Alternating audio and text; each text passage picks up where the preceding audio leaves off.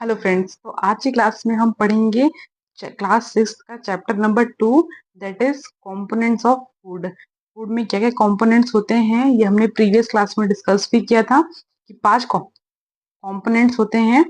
चलिए अब इन कंपोनेंट के बारे में एक एक करके पढ़ेंगे और ये वीडियो उन सब एस्पिरेंट्स के लिए यूजफुल है जो सीटीटी के लिए प्रिपेयर कर रहे हैं या फिर टीजीटी साइंस के लिए प्रिपेयर कर रहे हैं या फिर आप पीएससी के लिए प्रिपेयर कर रहे हैं, तो भी ये वीडियो आपके लिए बहुत यूजफुल रहने वाला है।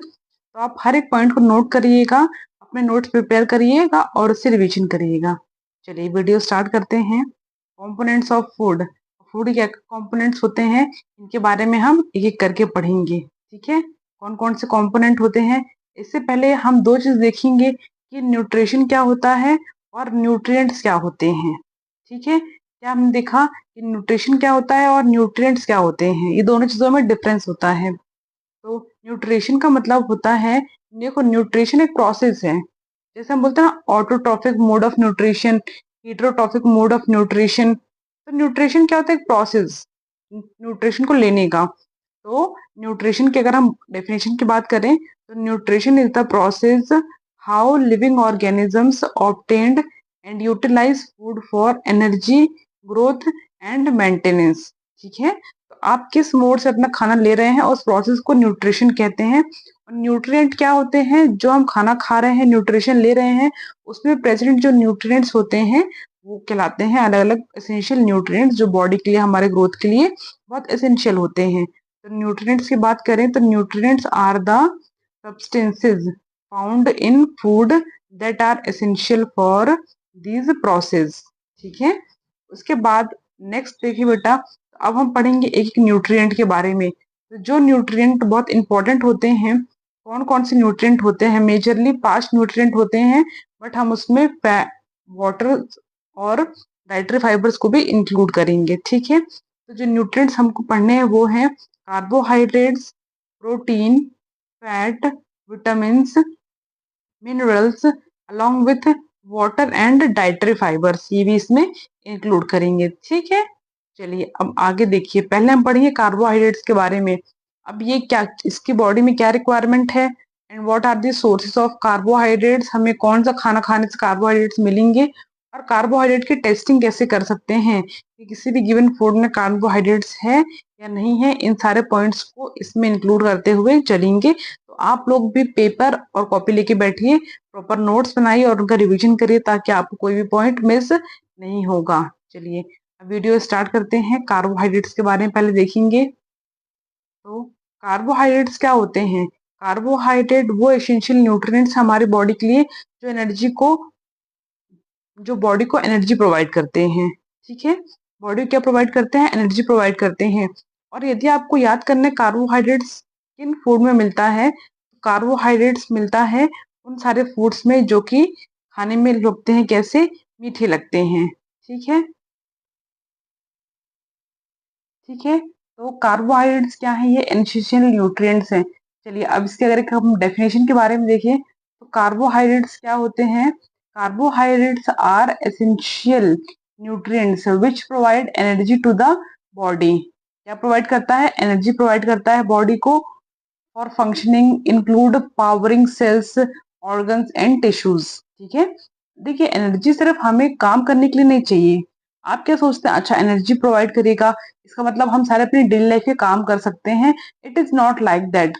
हमारे सेल्स को, इवन हमारे ऑर्गन्स को भी, जैसे आपने खाना खाया वो डाइजेस्ट होगा, तो आपके स्टमक को एनर्जी भी तो प्रोवाइड होनी चाहिए ना, एनर्जी मिलनी चाहिए। हार्ट कंटिन्यूसली बीट करता रहता है, हार्ट बीटिंग कंटिन्यूसली होती है, तो हार्ट को एनर्जी कहाँ से मिल रही है, ये सर एनर्जी प्रोवाइड करता है न्यूट्रिएंट, कौन सा, कार्बोहाइड्रेट। ठीक है, कौन सा न्यूट्रिएंट प्रोवाइड करता है, कार्बोहाइड्रेट। अब अगर कार्बोहाइड्रेट के सोर्स की बात करें तो कार्बोहाइड्रेट के सोर्स क्या क्या होते हैं, स्वीट पोटैटो हो गया, उसके बाद और कौन से होते हैं, potato, then sugar cane, papaya, melon. ठीक है, मस्क मेलन है ये, मैंगो, मेज, बाजरा, राइस और व्हीट। देखिए ये पूरी जो नोट्स हैं बेटा ये एनसीईआरटी बेस्ड हैं, एनसीईआरटी के सारे पॉइंट्स इसमें इंक्लूड हैं, तो सोर्सेज भी हमने एनसीईआरटी से ही लिए हैं। ठीक है, चलिए तो ये सारे सोर्स हैं, आपको ये सब लिख के रखना है, याद करना है, क्योंकि यही पेपर में 1 नंबर में पूछा जाता है आपसे सोर्सेज में आपको 4 ऑप्शन दे देंगे और बोलेगा which is the best source of carbohydrates, so you have to remember this point. Okay, now moving to the next topic जो है टेस्ट ऑफ कार्बोहाइड्रेट। अब किसी गिवन फूड में कार्बोहाइड्रेट प्रेजेंट है या नहीं है, आप उसका टेस्ट कैसे लगा सकते हैं? तो उसका टेस्ट लगाने के लिए जो आप यूज करते हैं उसे हम कहते हैं आयोडीन टेस्ट। क्या नाम जानते हैं उसे? Iodine test. तो आयोडीन टेस्ट में क्या होता है कि आप जो भी गिवन वाटर आपको वाटर सैंपल है उसको आप थोड़ा सा डाइल्यूट फॉर्म में कर लेंगे। ठीक है, डाइल्यूट करना मतलब थोड़ा सा पानी मिक्स करके उसको सॉल्यूशन जैसा प्रिपेयर कर लेंगे। उसके बाद आप उसमें आयोडीन सॉल्यूशन ऐड करेंगे। आयोडीन सॉल्यूशन ऐड करने पे यदि कलर अगर आपका चेंज होता है ब्लू ब्लैक कलर में, क्या कलर चेंज होगा? ब्लू ब्लैक कलर में अगर चेंज हो रहा है दैट मीन्स आपके उस गिवन फूड में कार्बोहाइड्रेट प्रेजेंट है। और अगर हम बहुत स्पेसिफिकली बात करें, ठीक है, बहुत अगर हम स्पेसिफिकली बात करें तो आयोडीन टेस्ट हम किसके लिए यूज करते हैं? स्टार्च के लिए। हर कार्बोहाइड्रेट के लिए ये यूज नहीं होता आयोडीन टेस्ट। आयोडीन टेस्ट सिर्फ किसके लिए यूजफुल होता है? कार्बोहाइड्रेट्स के लिए। इस चीज को आप याद रखिएगा। ठीक है, और अगर हम एक एडिशनल बात करें बेटा तो होता है मॉलिश टेस्ट। अब ये क्या होता है? Molisch test is generally test for all carbohydrates। ठीक है, while the iodine test specifically detects starch, वो जो हमने बात करी थी कि कार्बोहाइड्रेट्स में जो स्टार्च है, स्टार्च को आप डिटेक्ट करने के लिए आयोडीन टेस्ट का यूज करते हैं। और अगर आपको कोई भी कार्बोहाइड्रेट पता करना है खाने में है या नहीं है तो आप उसके लिए मॉलिश टेस्ट को यूज करते हैं। ठीक है, ये से कुछ इंपॉर्टेंट पॉइंट्स हैं। और फिर उसके बाद देखिए जैसे पटेटो है, आपको पता है पटेटो में भी कार्बोहाइड्रेट्स प्रेजेंट होते हैं। तो जैसे ही आप पटेटो कट करके उसमें आयोडीन सॉल्यूशन मिक्स करेंगे, क्या मिक्स करेंगे? Iodine solution. तो कलर किसमें अगर बदल रहा है, ब्लू ब्लैक में कलर बदल रहा है, दैट मीन्स आपके गिवन फूड सैंपल में आयोडीन प्रेजेंट है। ये किसकी टेस्टिंग हो गई? कार्बोहाइड्रेट्स की टेस्टिंग। उसके बाद हमारा जो नेक्स्ट न्यूट्रिएंट है दिस इज प्रोटीन। अब हम पढ़ेंगे बेटा प्रोटीन के बारे में कि प्रोटीन क्या होता है, प्रोटीन की जरूरत क्यों है हमारे बॉडी में। तो प्रोटीन क्या होता है? प्रोटीन की अगर हम बात करें तो proteins are known as body building food. क्या होता है प्रोटीन? Body building food. आप तब आपके बर्थ हुआ तो आप छोटे से थे, उसके बाद आपकी हाइट बड़ी हुई और बड़ी हुई, तो आपकी हाइट बड़ी जो हो रही है उसमें जो मेन न्यूट्रिएंट इन्वॉल्व है दैट इज प्रोटीन। ऐसे ही अगर हमें कभी चोट लग जाती है, वहाँ की हीलिंग होती है, वो हीलिंग कैसे हो रही है? उसमें भी जो आपका न्यूट्रिएंट हेल्प कर रहा है दैट इज प्रोटीन। इसका मतलब कि प्रोटीन एक बहुत ही ज्यादा एसेंशियल न्यूट्रिएंट है। किस चीज के लिए? हमारी बॉडी बिल्डिंग के लिए। तो आपको ये चीज इंपॉर्टेंट स्टार मार्क करके लिख लीजिए कि प्रोटीन का फंक्शन हमारी बॉडी में क्या होता है? होता है वो बॉडी बिल्डिंग के लिए। ठीक है, देखिए यहाँ पे लिखा भी हुआ है as they are essential for muscles growth and repair. मतलब आपके बढ़ने के लिए भी, मसल से ग्रोथ करने के लिए भी, और रिपेयर मतलब चोट कभी आपको लग जाए, कभी कोई कट लग जाए तो वहां पे रिपेयरिंग के लिए भी प्रोटीन का यूज होता है। अब प्रोटीन में क्या होता है? अमीनो एसिड्स होते हैं। ठीक है, क्या होता है? अमीनो एसिड जो किसमें हेल्प करते हैं? बिल्डिंग और रिपेयरिंग ऑफ मसल्स में हेल्प करते हैं। ये हुआ प्रोटीन के बारे में। उसके बाद अगर प्रोटीन के सोर्स के बारे में बात करें तो इसको दो चीज में क्लासिफाई किया है। पहला होता है प्लांट सोर्स और दूसरा होता है एनिमल सोर्स। अब प्लांट सोर्स देखिए, प्लांट सोर्स में वो सारी दालें आ जाती हैं। जो भी आप दाल खाते हैं उन सब में प्रोटीन्स होते हैं। जैसे आप चने खाते हैं, ठीक है, ग्राम मतलब चना, मूंग दाल, तुअर दाल, किडनी बीन्स खाते हैं, सोयाबीन खाते हैं, इन सब में क्या प्रेजेंट होता है? इन सब में प्रेजेंट होता है प्रोटीन। और उसके बाद अगर एनिमल सोर्स की बात करें, अगर आप एनिमल सोर्स की बात करें तो एनिमल सोर्स में आता है चिकन, फिश, एग, पनीर। तो ये सारे किसके सोर्स हो गए? प्रोटीन के सोर्सेज हो गए। ठीक है, उसके बाद हम नेक्स्ट अगर बात करें कि प्रोटीन की टेस्टिंग कैसे कर सकते हैं कि किसी गिवन सॉल्यूशन में प्रोटीन प्रेजेंट है या नहीं है, तो उसकी टेस्टिंग आप कैसे करेंगे? तो उसकी टेस्टिंग करने के लिए आपको क्या करना होगा? To test for protein in food a simple chemical test using copper sulphate. क्या यूज करना है आपको? Copper sulphate and caustic soda. Caustic soda होता है सोडियम हाइड्रोक्साइड। अब सोडियम हाइड्रोक्साइड का फॉर्मूला क्या होता है? NaOH। ये होता है सोडियम हाइड्रोक्साइड। ठीक है, याद रहेगा आपको फॉर्मूला। क्या होता है फॉर्मूला? सोडियम हाइड्रोक्साइड का NaOH। तो आपको दो चीजें लेनी है, कॉपर सल्फेट और सोडियम हाइड्रोक्साइड। ये दोनों चीजें आप फूड में मिक्स करेंगे। अगर उसका कलर, अगर आपने जो फूड लिया है उसका कलर चेंज हो जाता है वॉयलेट में, दैट मीन्स उस गिवन फूड में प्रोटीन प्रेजेंट है। और यही टेस्टिंग आप किसके लिए कर रहे हैं? प्रोटीन को पता करने के लिए। The presence of protein is tested by the biuret test of protein. और इस टेस्ट को हम क्या नाम देंगे बेटा? Biuret test. ठीक है, ये होता है टेस्टिंग ऑफ प्रोटीन। क्या चीजें ली? कॉपर सल्फेट और सोडियम हाइड्रोक्साइड। ठीक है, उसके बाद ये देखिए, जैसे यहाँ पे डायग्रामेटिकली शो भी किया गया है, इस चीज को डायग्रामेटिकली शो किया गया है। देखिए आप इसको, ये लिया है डाइल्यूट सल्फेट, ठीक है, कॉपर सल्फेट लिया है, और यहाँ पे लिया है, क्या लिया है? Dilute hydroxide solution. अब हाइड्रोक्साइड कौन सा है? Sodium hydroxide.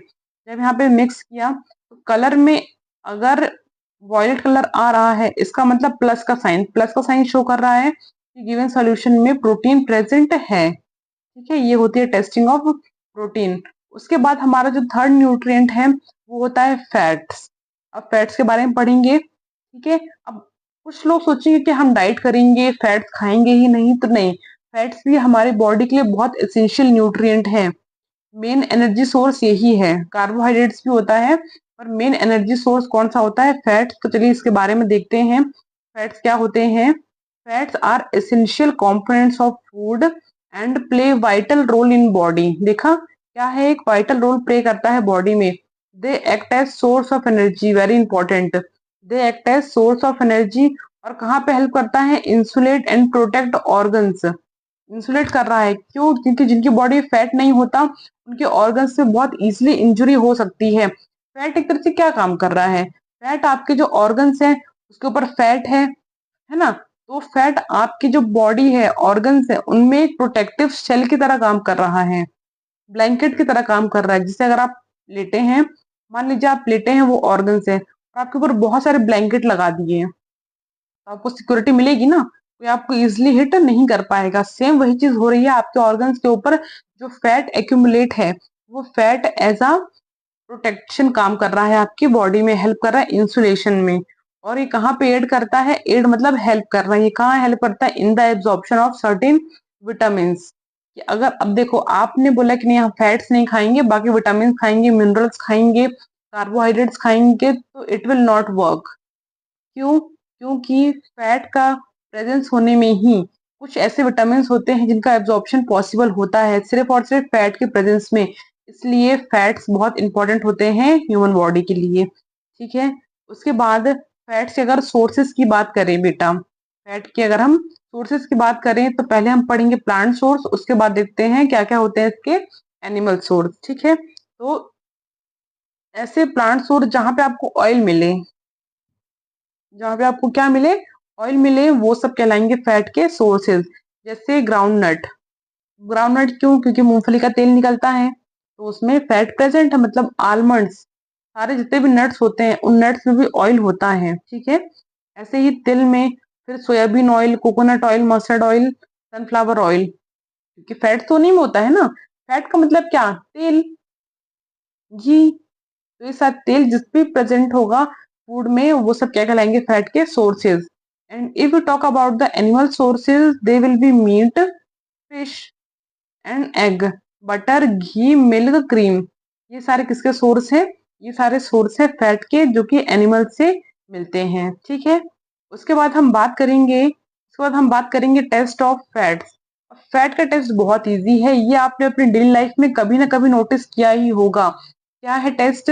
If you take a paper और आप उसमें रैप कर दें samosa, favourite, Indian favourite snack, वाह समोसा। अगर आप समोसे को उसमें रैप कर दें and if you will crush that packet, तो आप कुछ देर बाद नोटिस करेंगे कि कुछ उसमें ऑयल के पैचेस पड़ जाते हैं। और यही तो टेस्ट है ऑयल का। ऑयल के पैचेस पड़ने का मतलब क्या है? कि तेल उसमें आ रहा है। इससे आपको पता चल रहा है कि वहां पे फैट प्रेजेंट है। और यही टेस्ट लिखा हुआ है इसमें, देखिए यही टेस्ट इसमें लिखा हुआ है कि क्या करेंगे, आप एक पेपर लेंगे, ठीक है, पेपर का यूज करेंगे फैट के टेस्ट करने के लिए, और जब आप उसमें फूड मटेरियल को रख के क्रश करेंगे, तो उसके बाद आपको जो ऑयल के पैचेस अपीयर होंगे और ये इंडिकेट क्या करेगा, ये इंडिकेट करेगा कि आपके गिवन फूड में प्रेजेंट है फैट। ठीक है, ये होता है फैट की टेस्टिंग। देखिए जैसे यहाँ पे हमने एग्जांपल से भी देखा है कि आलमंड्स लिया है, आलमंड्स मतलब बादाम, बादाम लिया है, उसको अच्छे से क्रश कर दिया, और क्रश करने के बाद क्या हुआ वहां पे, ये जो आपको दिख रहे होंगे ऑयल के पैचेस यहाँ पे दिख पा रहे हैं, यही ऑयल के पैचेस इस टेस्ट को प्रूव कर रहे हैं कि आलमंड्स में क्या होता है, आलमंड्स में फैट्स होता है। उसके बाद जो हमारा नेक्स्ट न्यूट्रिएंट है वो होता है विटामिन। और विटामिन हमारी बॉडी के लिए क्यों एसेंशियल है, क्योंकि vitamin will help you in fighting against diseases. Vitamin आपको प्रोटेक्ट करके रखता है डिसीजेज से, ये हमारी इम्यूनिटी को भी बूस्ट करता है, इसलिए विटामिन हमारी बॉडी के लिए बहुत इंपॉर्टेंट होते हैं और हमें डिसीज से बचा रहा है, सेव कर रहा है। That means vitamin work as a fighter against any kind of infection. ठीक है, बात समझ पा रहे हैं? ठीक है, आपको समझ में आ रही है बात? तो अगर हम विटामिन के बारे में बात करें तो विटामिन क्या होते हैं, they are essential nutrients which play a crucial role in maintenance of health and wellbeing, है ना, हेल्थ को मेंटेन करने में, क्योंकि अगर आपको डिसीज नहीं होंगे तो आपकी हेल्थ ऑटोमेटिकली मेंटेन रहेगी। और क्या करता है, बहुत सी वेरियस बॉडी के फंक्शंस में ये हेल्प करता है, एनर्जी प्रोवाइड करता है सेल ग्रोथ के लिए, और मेनली क्या करता है, fighting of infections, infections fight करने में ये बहुत हेल्प करता है। ठीक है, ये किसके बारे में हो गया, ये विटामिन का एक जनरल इंट्रोडक्शन हो गया कि how vitamin are helping our body. ठीक है, उसके बाद नेक्स्ट देखेंगे सोर्सेज, क्या देखेंगे उसके बाद, सोर्सेज। तो सोर्सेज की अगर हम बात करें तो ये है विटामिन ए के सोर्स। ठीक है, उसके बाद आपको दिख जाएंगे विटामिन बी के सोर्स, उसके बाद यहाँ पे विटामिन सी, यहाँ पे विटामिन डी, ये सारे विटामिन के सोर्सेज हैं। ठीक है, एक एक करके चलिए इनको डिस्कस कर लेते हैं कौन कौन सोर्सेज हैं। विटामिन ए के जो सोर्स हैं वो है मैंगो, कैरेट, पपाया और मिल्क। अब देखिए विटामिन ए यूजफुल कहाँ होता है, तो विटामिन ए का यूज होता है हमारे आईज के हेल्थ के लिए और स्किन के हेल्थ के लिए। ठीक है, विटामिन ए अगर आप अच्छे से कंज्यूम कर रहे हैं तो आपकी आईज में भी कोई प्रॉब्लम नहीं होगी और स्किन में आपकी प्रॉब्लम नहीं होगी। उसके बाद सेकंड हम देखिए विटामिन बी।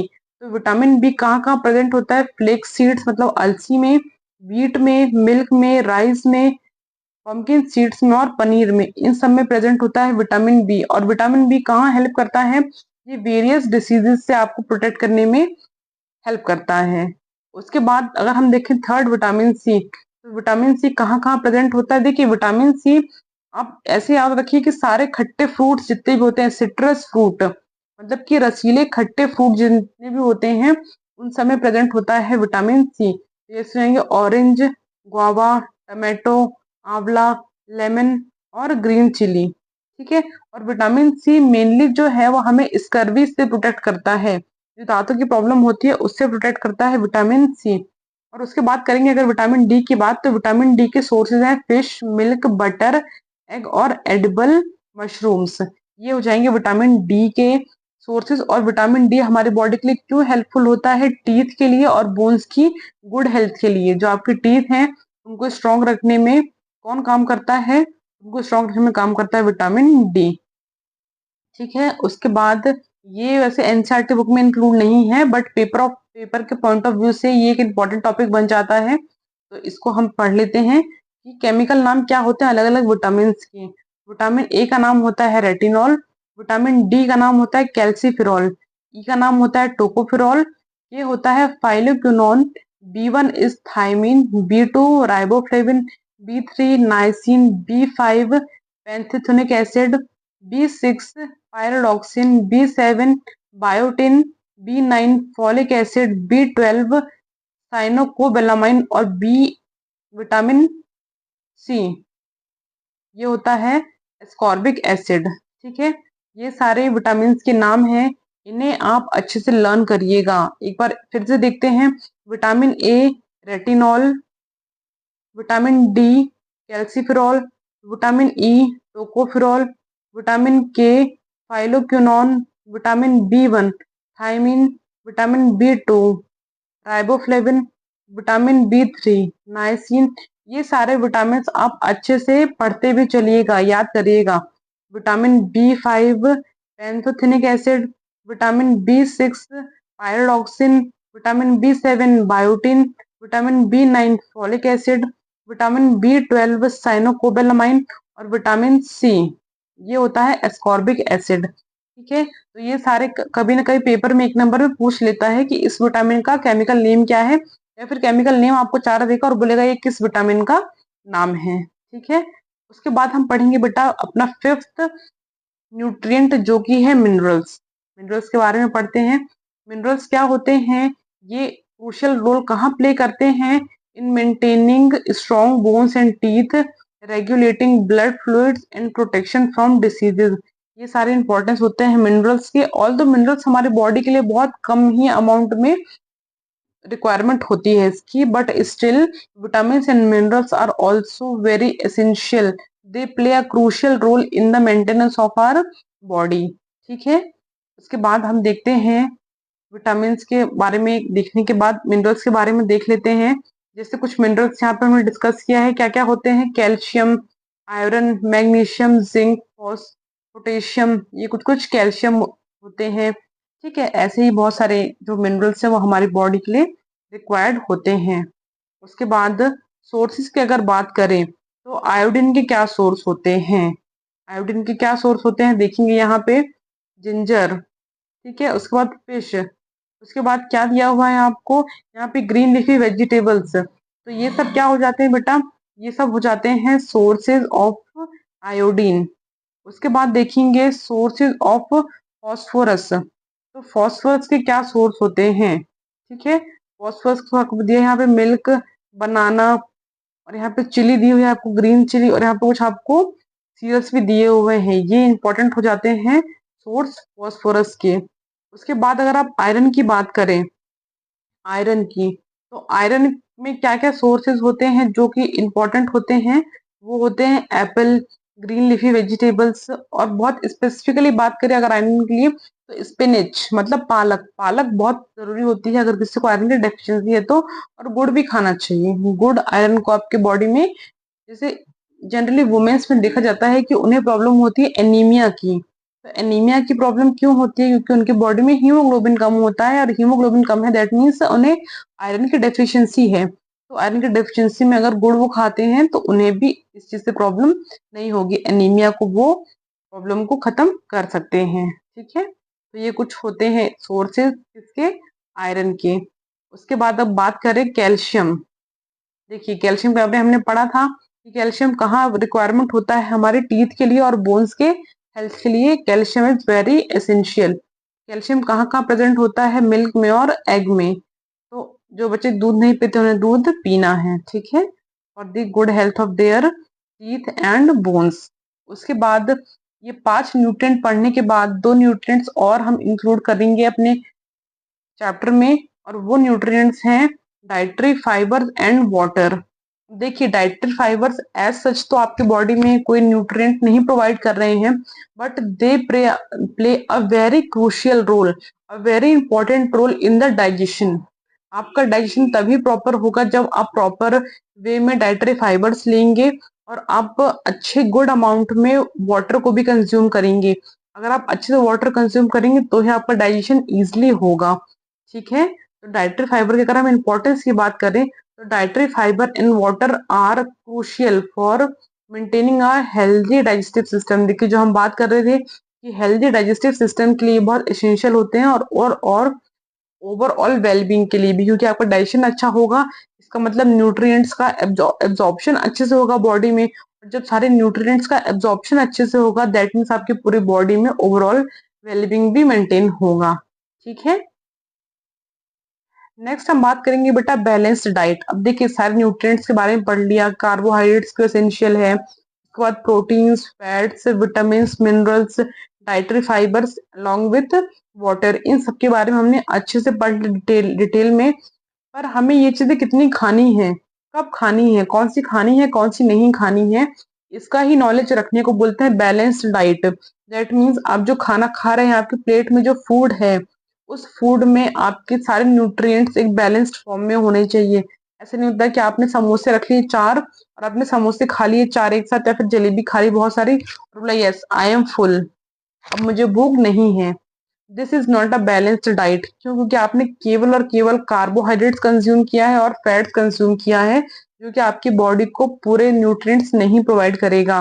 तो बैलेंस्ड डाइट का मतलब वही होता है कि ऐसा फूड जो आपके होल न्यूट्रिएंट्स को कवर करे। ठीक है, तो अगर बैलेंस डाइट के बारे में बात करें तो क्या होता है? A balance diet means a meal, एक ऐसा खाना which has all the nutrients according to the requirement, कि आपके बॉडी में कितनी रिक्वायरमेंट है न्यूट्रिएंट की, उन सबको इंक्लूड करने वाला न्यूट्रिएंट। ठीक है, उन सबको इंक्लूड करेगा जो मील, वही कहलाएगा एक बैलेंस्ड डाइट।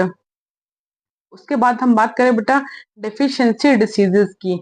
देखिए, हमने यही पढ़ लिया न्यूट्रिएंट्स क्या होते हैं, उसके बाद पढ़ा कि कौन सा न्यूट्रिएंट कितना खाना चाहिए, तो वो बनेगी बैलेंस्ड डाइट। अब अगर नहीं खाते हैं उस न्यूट्रिएंट को तो क्या होगा? तो हमें होगी डेफिशिएंसी डिसीज। डेफिशिएंसी का मतलब होता है कमी होना, और किसी भी न्यूट्रिएंट की कमी होने से जो डिसीज होती हैं वो कहलाती हैं हमारी डेफिशिएंसी डिसीजेस। तो इसके बारे में अगर हम डेफिनेशन देखें तो क्या हो जाएगा? Diseases that cause due to lack of nutrients over a long period of time. एक लॉन्ग पीरियड ऑफ टाइम तक यदि आप कोई पर्टिकुलर न्यूट्रिएंट नहीं खा रहे हैं तो उस न्यूट्रिएंट की आपकी बॉडी में कमी होगी, और उस कमी की वजह से आपको जो डिसीज होंगी उसे हम कहते हैं डेफिशिएंसी डिसीज। जैसे एक डिसीज का नाम होता है ऑस्टोपोरोसिस। ठीक है, अब ऑस्टोपोरोसिस किसी भी के बॉडी में कब होता है? ये भी एक टाइप का डेफिशिएंसी डिसीज है, और ये कब होता है? जब आपके बॉडी में कैल्शियम की कमी हो जाती है। अगर आपने अच्छे से कैल्शियम कंज्यूम नहीं किया तो जो आपकी बॉडी है, बोन्स है, उन बोन्स में छोटे छोटे इस तरह के छेद हो जाते हैं, होल्स हो जाते हैं, और बॉडी जो है वो बोन्स वो बहुत वीक हो जाती हैं। ठीक है, मतलब बोन्स बहुत वीक हो जाती हैं, और वही जो डिसीज है डेफिशिएंसी डिसीज, जो कैल्शियम की कमी से हो रही है, वो कहलाती है बेटा ऑस्टोपोरोसिस। और इस तरह की बहुत सारी डिसीज होती हैं जो कि कोई भी पर्टिकुलर न्यूट्रिएंट को नहीं लेने से अपनी बॉडी में हो सकती हैं, इसलिए बैलेंस डाइट लेना बहुत एसेंशियल है। ठीक है, अब हम कुछ डेफिशिएंसी डिसीज के बारे में बात करेंगे, तो चलिए इनको देख लेते हैं। जैसे विटामिन ए, इसके बारे में मैंने पढ़ा था, विटामिन ए का नाम क्या था? रेटिनॉल। ठीक है, इसका केमिकल नेम था रेटिनॉल। और इसके डेफिशिएंसी से क्या होता है? लॉस ऑफ विजन, आंखों में दिखना प्रॉपरली नहीं हो पाता है। और एक इनके सिम्टम्स है कि आपको पुअर विजन हो जाएगा, या फिर आपको रात में दिखना बंद हो जाएगा। ठीक है, उसके बाद विटामिन बी वन की कमी से, डेफिशिएंसी होने से आपकी बॉडी में कौन सी डिसीज होगी? वो होती है बेरी बेरी। बेरी बेरी में क्या होता है? जबकि मसल्स होती हैं वो बहुत वीक हो जाती हैं, and you will not get enough energy to work. ये होता है बेरी बेरी में। उसके बाद विटामिन सी की बात करें तो विटामिन सी की डेफिशिएंसी से होता है स्कर्वी। स्कर्वी का मतलब क्या होता है? ब्लीडिंग गम्स, जो आपके गम्स में, मसूड़ों में खून आता है, वो भी किसी कमी से हो रहा है? विटामिन सी की कमी से होता है। ठीक है, उसके बाद होता है विटामिन डी। विटामिन डी की डेफिशिएंसी से होता है रिकेट्स। और रिकेट्स में क्या होता है कि जो बोन्स होती है वो बहुत सॉफ्ट हो जाती हैं। ठीक है, उसके बाद आता है बेटा कैल्शियम, ये एक तरह का मिनरल है। कैल्शियम से क्या होता है? डेफिशिएंसी से बोन्स और टूथ डिके, मतलब कि जो टीथ हैं और बोन्स हैं वहां पे वीकनेस आने लग जाती है, ये होता है कैल्शियम की डेफिशिएंसी से। और इसके सिम्टम्स क्या है? वीक बोन्स और टूथ डिके। उसके बाद आयोडीन, अगर आयोडीन आयोडीन भी एक तरह का क्या है? मिनरल है। अब आयोडीन की अगर डेफिशिएंसी है बॉडी में तो वो है ग्वाइटर। जो गले में आपने देखा होगा बहुत लोग की स्वेलिंग होती है, वही होता है ग्वाइटर, जो कि किसके डेफिशिएंसी से होता है? आयोडीन के डेफिशिएंसी से। अब देखिए इसके सिम्टम्स क्या हैं? Glands in the neck appear swollen, mental ability in childrens. ठीक है, बच्चों की जो मेंटल है स्टेबिलिटी, वो क्या होती है? इनस्टेबल हो जाती है। मेंटली वो क्या हो जाते हैं? डिसेबल्ड हो जाते हैं, या फिर आपके गले में यहाँ पे स्वेलिंग होती है, ये होता है ग्वाइटर में। और लास्ट है बेटा आयरन, अगर आयरन की डेफिशिएंसी होगी तो you will suffer from anaemia. ठीक है, और एनीमिया के सिम्टम्स क्या होते हैं? बहुत वीकनेस होती है, ये होता है एनीमिया के सिम्टम्स। उसके बारे में बात, ये थोड़ा सा 6 चैप्टर में इंक्लूड नहीं है, but paper point of view से ये आपके 1 नंबर में कभी भी पूछ सकता है कि वाटर सॉल्युबल विटामिन कौन से होते हैं और फैट सॉल्युबल विटामिन कौन से होते हैं। तो हमने अभी अभी जिन विटामिन के बारे में पढ़ा था वो कौन से होते हैं विटामिन, बताइए? वो विटामिन होते हैं ए, बी, सी, डी, ई के विटामिन के बारे में हमने पढ़ा था। अब इनमें से जो वाटर सॉल्युबल विटामिन होते हैं वो कौन से विटामिन होते हैं? देखिए, जो वाटर सॉल्युबल विटामिन होंगे वो कौन से होंगे? तो वो होंगे विटामिन बी और सी। ठीक है, जो विटामिन बी है और सी है वो होगा वाटर सॉल्युबल। इसको आप याद रखिए, विटामिन बी सी, ऐसा रखिए बी सी, बस आप एक याद रखिए B C, water soluble B C. उसके बाद जो फैट सॉल्युबल विटामिन हैं, फैट सॉल्युबल विटामिन कौन कौन से होते हैं? ए डी ई के। जो ये सारे विटामिन है ए डी ई के, ये होते हैं फैट सॉल्युबल विटामिन। ठीक है, देखिए हमने स्लाइड में भी इस चीज को शो किया है कि जो वाटर सॉल्युबल विटामिन होते हैं वो होता है विटामिन बी और विटामिन सी, और जो फैट सॉल्युबल विटामिन है वो है ए डी ई के। ठीक है, बस आप इसको कंटिन्यूस पढ़ेंगे 2-3 बार तो याद हो जाएगा बहुत इजीली बेटा। ए डी ई के, ए डी ई के इजिली याद लर्न हो जाता है, इसमें कोई भी टेंशन लेने वाली बात नहीं है।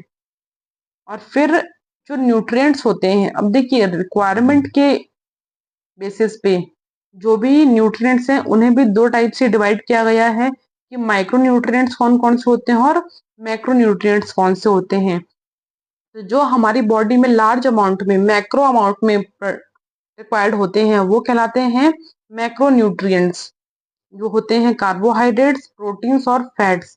और जो माइक्रो मतलब थोड़ा सा माइक्रो क्वांटिटी में रिक्वायर्ड होते हैं बॉडी में वो होते हैं micro nutrients on that are vitamin और मिनरल्स। ठीक है, तो इस चैप्टर में मैंने कोशिश की है, I try to include all the topics and all the points given in the NCERT book. So if you like the video, please share it with your friends also. Thank you.